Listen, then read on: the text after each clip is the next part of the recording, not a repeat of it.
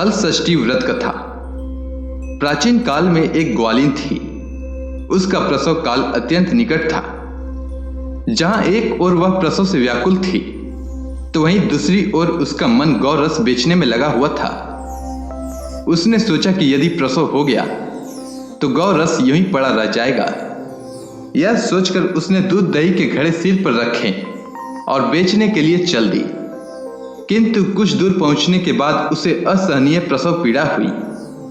वह एक झरबेरी की ओट में चली गई और वहां एक बच्चे को जन्म दिया। वह बच्चे को वहीं छोड़कर पास के गांव में दूध दही बेचने चली गई। संयोग से उस दिन हल षष्ठी थी।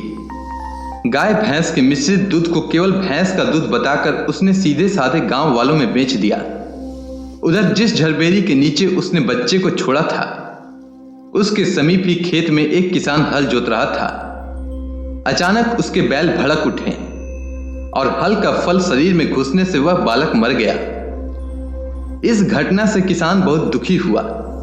फिर भी उसने हिम्मत और धैर्य से काम लिया। उसने झरबेरी के कांटों से ही बच्चे के चिरे हुए पेट में टांके लगाए और उसे वहीं छोड़कर चला गया।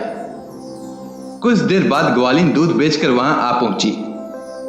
बच्चे की ऐसी दशा देखकर उसे समझते देर नहीं लगी कि यह सब उसके पाप की ही सजा है।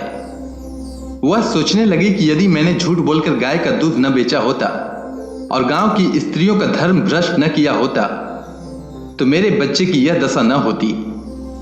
अतः मुझे लौटकर सब बातें गांव वालों को बताकर प्रायश्चित करना चाहिए। ऐसा निश्चय कर वह उस गांव में पहुंची जहां उसने दूध दही बेचा था। वह गली गली घूमकर अपनी करतूत और उसके फलस्वरूप मिले दंड का बखान करने लगी। तब स्त्रियों ने स्वधर्म रक्षार्थ और उस पर रहम खाकर उसे क्षमा कर दिया और आशीर्वाद दिया। बहुत सी स्त्रियों द्वारा आशीर्वाद लेकर जब वह पुनः झरबेरी के नीचे पहुंची, तो यह देखकर आश्चर्यचकित रह गई कि वहां उसका पुत्र जीवित अवस्था में पड़ा था। तभी उसने स्वार्थ के लिए झूठ बोलने को ब्रह्म हत्या के समान समझा और कभी झूठ न बोलने का प्रण कर लिया। कथा के अंत में इस मंत्र से प्रार्थना करें।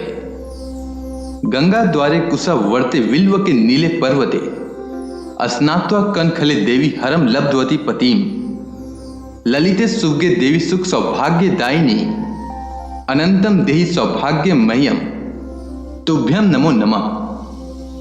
अर्थात हे देवी, आपने गंगा द्वार, कुशावर्त, विल्वक, नील पर्वत और कनखल तीर्थ में स्नान करके भगवान शंकर को पति के रूप में प्राप्त किया है। सुख और सौभाग्य देने वाली ललिता देवी, आपको बारंबार नमस्कार है। आप मुझे अचल सुहाग दीजिए। उम्मीद करता हूं आपको यह कथा अच्छी लगी होगी। वीडियो के अंत तक बने रहने के लिए धन्यवाद।